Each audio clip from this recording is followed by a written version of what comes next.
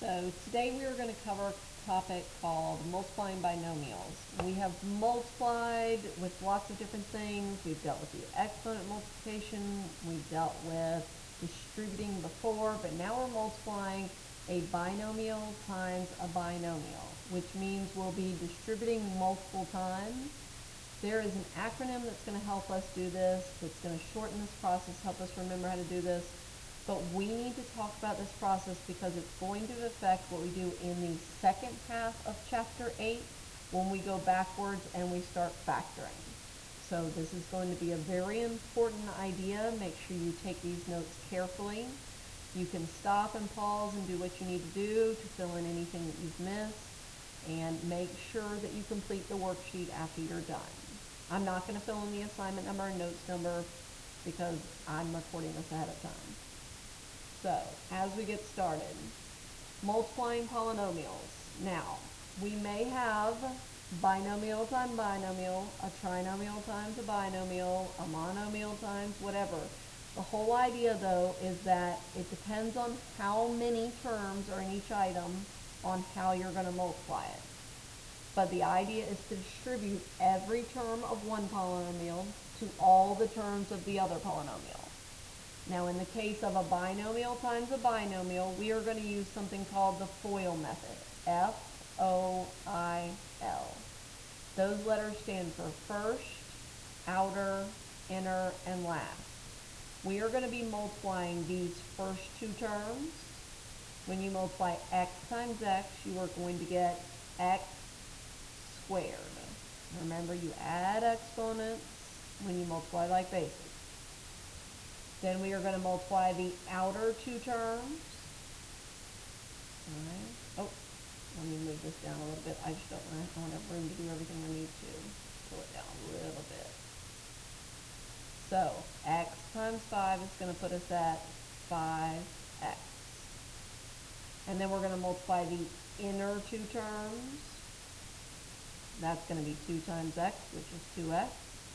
And then we are going to multiply the last two terms. Guys, this is the last term in the first one, the last term in the second one. So this is going to give us a total of 10. Now, you do need to simplify this.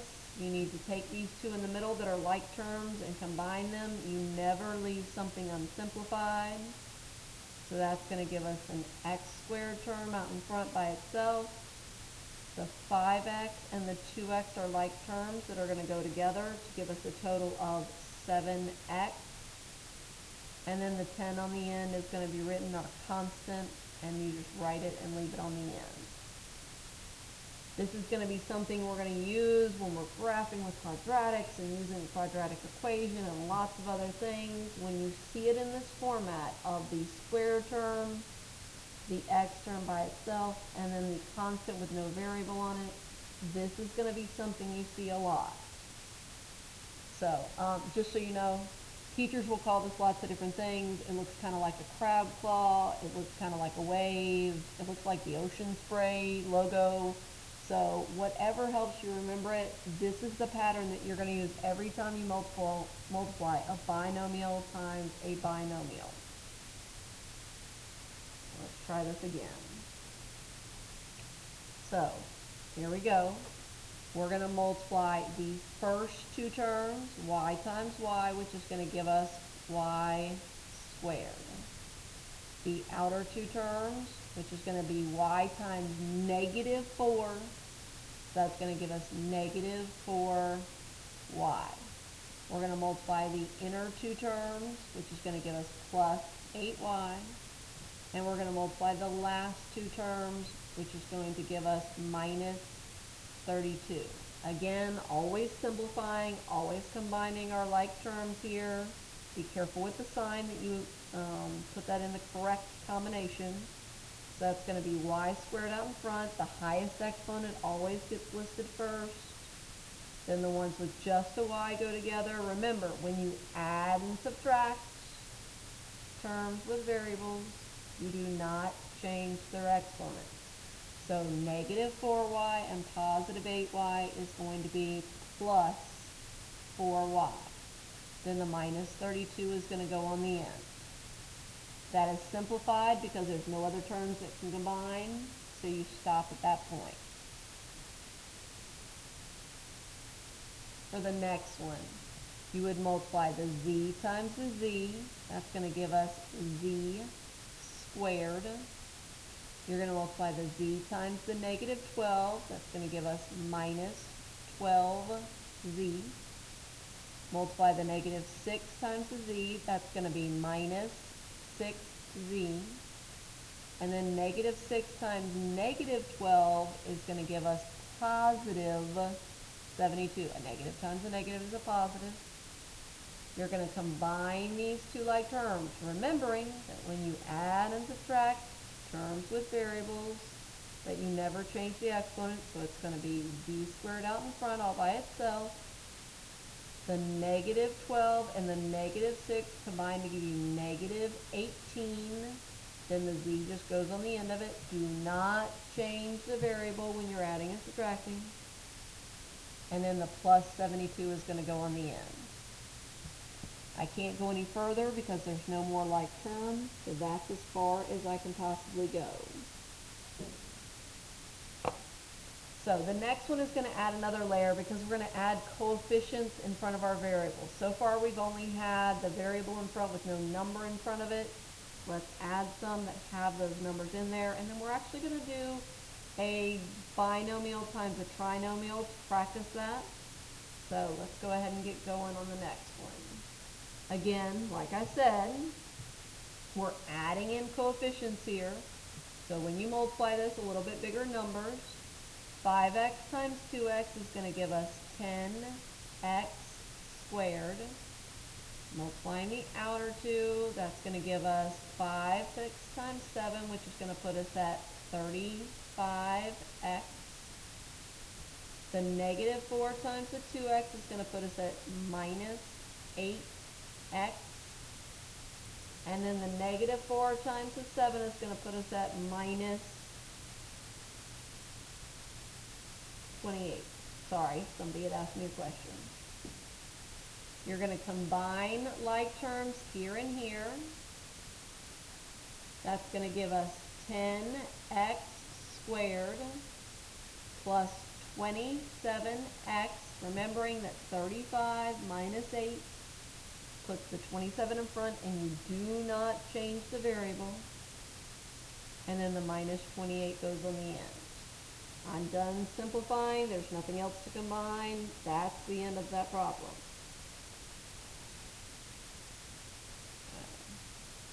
For our next one, we have a binomial multiplied times a trinomial. This one's going to require a little more distribution. If you have 2 terms in one and 3 in the other, in order to do our lines going across, I would suggest you always start from the one that has 2 terms, and we'll talk about that as we get here, why I would multiply this way instead. But guys, when you have one that has 2 terms, draw the lines from there. It's going to create like a 3D wave. You'll see what I mean in a second. I'm going to multiply the 3a times the a squared. That's going to give me 3a to the third, because I'm adding the 1 from here. This is a 1. And the 2 from here. Let me take a second and move that down a little bit. I just don't want to be in the way. So it'd be 3a to the third. And then I'm going to multiply the 3a times the 12a. Be careful, it's a negative 12a. It's going to make it negative 36a squared, because the 1 from here plus the 1 from here, when I'm multiplying, I add the exponents. Multiplying like bases, I add the exponents. For the next one, it'd be 3a times 1, which anything times 1 is that number, so it's just plus 3a. Then we do the other side. We do the 4 times the a squared. That's going to give us plus 4a squared. We do the 4 times the minus 12a. That's going to give us minus 48a. And then the 4 times the 1 is just going to give us plus 4. See? Looks like a 3D crab claw, or looks like a wave going. So whenever you have a problem like this, you have a little more to combine. You always start with the highest power, and since it's the only one term that has a 3 on that power, it's going to be 3a to the third out in front. You're going to combine the two that have an a squared, which are these two right here. A negative 36 and a positive 4 go together to give you a negative 32a squared. Never changing the exponents when you're adding and subtracting like terms. Then you're going to combine the 3a and the negative 48a to get a total of negative 45a, not changing that variable at all. And then the constant, the plus 4, just goes on the end. It doesn't have anything to combine with, it just goes there at the end.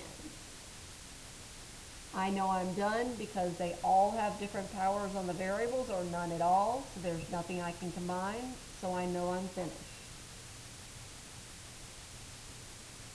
Okay, so our last problem is going to be the same thing, a binomial times a trinomial, but in this case, the trinomial is listed first. Now, watch real quick, do not write this down. If I go to draw lines, and I draw lines for this, and then I draw lines for the 7, where am I going to draw my lines for the 9? I'd have to go over the top of lines I already have, and it gets a little confusing. My suggestion, if you ever have a binomial multiplied times a trinomial, in order to draw your lines, you draw them from the binomial back to the trinomial. So I would do the 3b times the 2b squared. That's going to give me 6b to the third. I'm then going to multiply the 3b times the 7b, which is going to give me a total of 21b squared. Remembering to add the exponents when we multiply like bases. And then I'm going to multiply the 3b times the 9, which is going to give me a total of 27b. Now I'm going to distribute the negative 1. The negative 1 is going to be multiplied times the 2b squared. That's going to give me minus 2b squared. Then I'm going to multiply the negative 1 times the 7b. That's going to make it minus 7b.